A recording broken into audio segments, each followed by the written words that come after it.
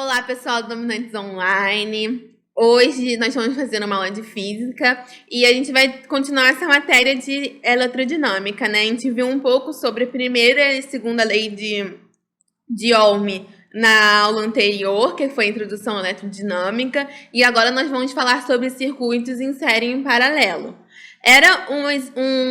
Esse conteúdo era um conteúdo que caía muito, e como ficou muito assim, eles começaram a considerar um pouco batido, nos últimos anos reduziu um pouco questões propriamente de circuitos, né? Mas ainda assim, ele vira e mexe, cai aqui e ali, então é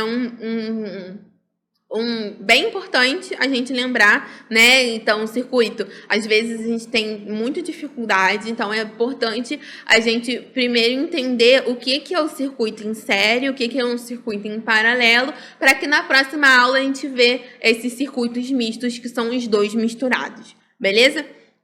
E aí, vamos começar então com o circuito em série. O circuito em série é aquele onde nós temos as resistências. Então, no caso aqui, eu estou utilizando as lâmpadas, representando as resistências, em que elas estão ligadas todas no mesmo fio. Reparem, ó, a gente tem um fio passando e todas elas estão sendo ligadas no mesmo fio. Então, é um circuito em série. Quando eu ligo esse circuito na bateria, na tomada e por aí vai, né? E começa a passar uma corrente elétrica por ele, todas as minhas resistências elas vão ser acesas ou vão passar a ser utilizadas.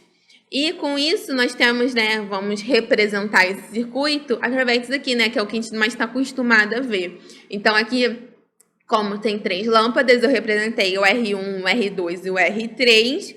E nós temos que uma DDP, né? A DDP dessa bateria está em todo o circuito. Reparem que eu gosto de mostrar eles assim, porque, olha, eu tenho uma DDP para essa resistência, uma DDP para essa resistência e uma DDP para essa resistência. Se são resistências diferentes, cada uma vai ter uma DDP diferente. Então, com isso, a gente consegue ver que em cada parte do circuito pode ter uma DDP diferente. O que vai lembrar a gente que no circuito em série, a DDP não é igual para todo mundo, né? Dependendo. Além disso, a gente vai ter uma corrente passando por eles. Então, I1, I2 e 3. Reparem que tá todo mundo na mesma linha. Logo, I1, I2 e 3 vão ser iguais. Então, no circuito em série, a corrente é a mesma. Mas, voltando um pouquinho, nós temos o seguinte, que, lembra da primeira lei de Newton? U é igual a RI, né? Quem vê, ri. Então, eu tenho que o 1 é igual a R1 vezes I1, o 2, R2 vezes I2, o 3, R3 vezes I3. Então, dependendo, né, do nosso exercício, ele pode perguntar exclusivamente assim, quem é a resistência do terceiro resistor?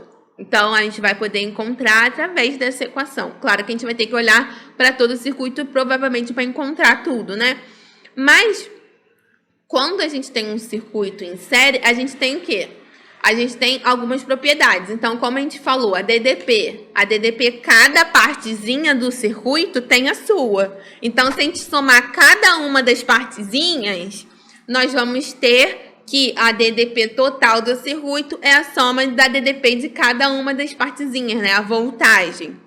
Enquanto eu tenho que a corrente está passando pelo mesmo fio. Então, a corrente é igual em todos eles. Então, I1, I2, I3, né? Se eu tiver N resistores, até o IN vai ter todo mundo a mesma corrente. Por fim, eu tenho o que a gente chama da resistência total, né? Que é a soma de todas as resistências. Vai ser R1, R2, R3, e R até eu chegar ao RN, quantas resistências a gente tiver neste circuito em série. Lembrando que existe uma coisa chamada resistência equivalente. O que é isso, né? Imagina que a gente pega aquele circuito e quer simplificar ele. Então, a resistência equivalente é como se eu pegasse todas as resistências e, olha, se eu quiser colocar uma coisa similar àquilo, o que eu vou querer colocar com uma só? Então, o REC é isso. Eu pegar todo mundo e meio que unificar em uma só. Resistência equivalente. E a gente tem, então, que a resistência equivalente é R1 mais R2 mais R3 mais Rn. E aí, quando a gente tem aqui o circuito, né? Então, liguei na tomada e tá todo mundo passando aqui no meu circuito. Se eu colocar uma das lâmpadas e ela queimar, né? O que acontece? Todo mundo vai parar de passar, porque essa não vai poder passar corrente, não vai ter fluxo de cargas nessa lâmpada queimada. O que faz com que interrompa o fluxo. Não tem como as cargas do polo positivo chegarem no polo negativo. Não tem como isso acontecer quando uma queima. Então, no circuito em série, quando uma queima, passa a ser o que a gente chama de circuito aberto. É como se tivesse assim, imagina que a gente cortou o fio, porque não tem como passar corrente naquela lâmpada. Então, não vai passar mais corrente em nenhum dos circuitos. Isso acontece muito, sabe aonde? No pisca-pisca de Natal. Às vezes tá lá tudo bonito, lindo e maravilhoso, para de funcionar tudo. Por que parou de funcionar? Porque uma bendita lâmpada ali do meio queimou e deixou o meu circuito aberto. Deixando o meu circuito aberto como se a mesma coisa que eu tivesse cortado o fio no meio. Parou de passar corrente. Beleza? E além disso, uma coisa importante do circuito em série é que a potência do circuito também vai ser a soma das potências, né? Lembra lá que a gente viu que a potência é a energia sobre tempo, ou potência é igual a corrente vezes a DDP, né? A voltagem, que é igual a π.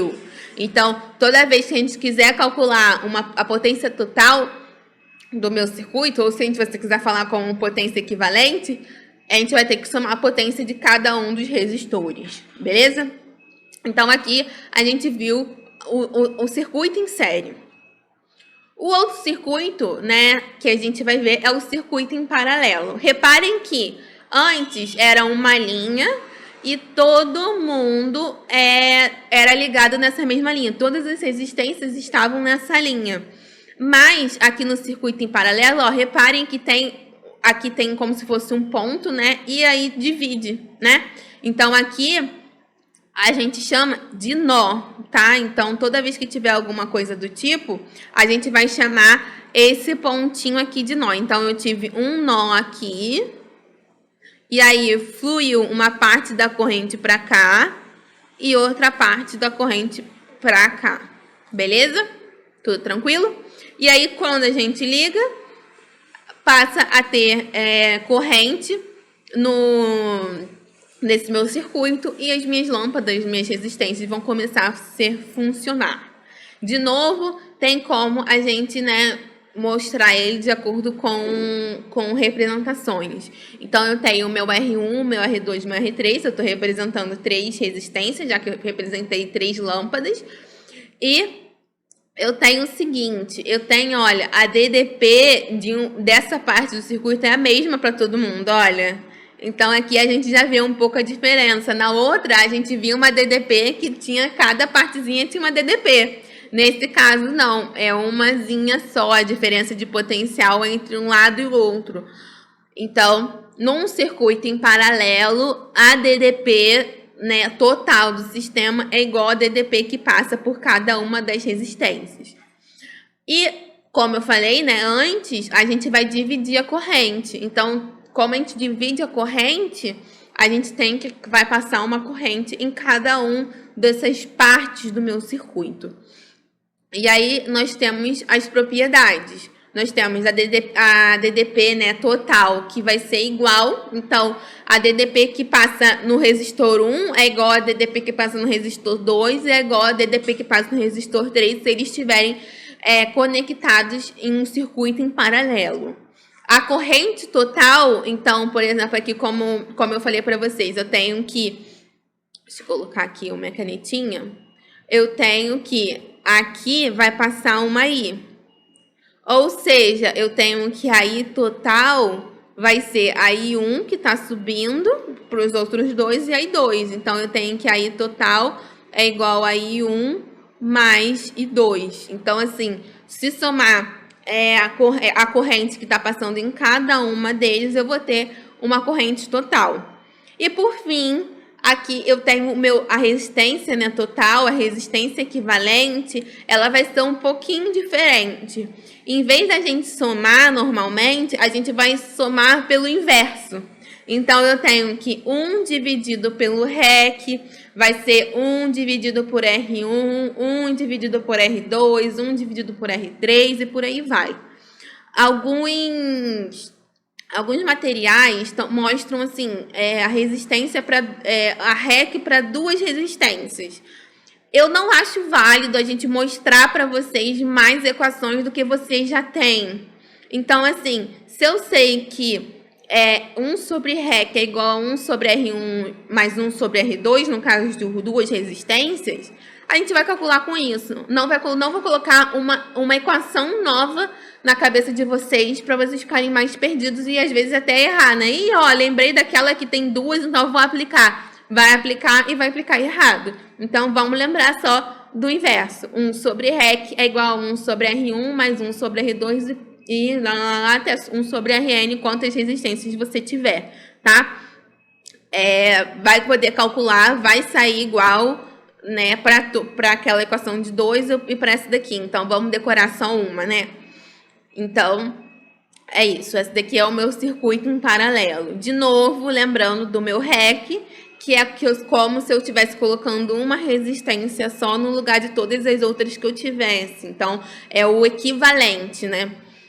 E aí, né, a resistência equivalente, como a gente acabou de falar, são sobre os inversos, enquanto a potência do circuito também vai acontecer de mesmo modo. Eu tenho que a potência total vai ser a soma de cada uma das potências dos meus resistores.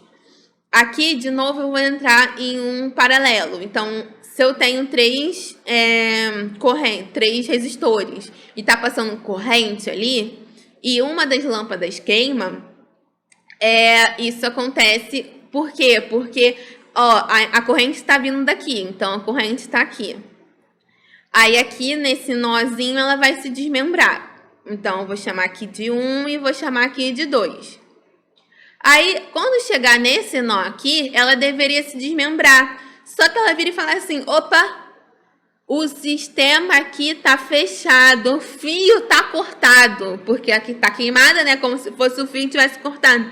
Então, eu não vou nem gastar minha energia tentando me dividir. Eu vou subir tudo, vou subir direto aqui para cima. Então, se eu subo direto para cima, então, simplesmente não vai passar a corrente naquela lâmpadazinha ali do meio, vai passar ali para os outros. Isa, onde que a gente pode ver isso? Olha, a gente pode ver isso na nossa casa, né? Se tem uma lâmpada do meu quarto queimou, a lâmpada da cozinha ainda vai estar ligada. Então, a gente vê isso muito na nossa casa. Mas um exemplo prático também, de novo, é o pisca-pisca de Natal. A gente adora citar ele em circuito. Nós temos, às vezes, o pisca-pisca que é colorido, né? Não tem uns que tem um azul, um vermelho, um verde, por aí vai? Ultimamente, pelo menos os que eu comprei uns 3 das últimas vezes e vieram assim, eles vêm com vários fiozinhos enrolados. O que acontece? Às vezes, uma luzinha para de funcionar e para de funcionar todas aquelas luzinhas da mesma cor. Então, sei lá, queimou uma luzinha azul. Então, a luzinha azul queimou, parou de funcionar todas as luzinhas azuis. Mas a luzinha vermelha acende, a luzinha verde acende, a branca, a amarela e por aí vai. Então, o que está dizendo ali? Olha, as outras cores estão em paralelo com né? Uma cor está em paralelo com todas as outras. Então, se queimou a luz azul, todas as luzes azuis estavam em série. Então, todas elas pararam de funcionar. Mas como as outras cores estavam em paralelo, elas continuaram funcionando. Porque a única coisa que ela falou assim, olha, o fio ali tá cortado. O fio tá cortado, tá, gente? É porque ela está queimada. Então, eu não vou passar mais por ali, eu só vou passar pelas outras cores. Então, as outras cores continuam funcionando e a cor que queimou para de funcionar. Beleza? Então, gente, acabamos de ver circuito em paralelo, circuito em série.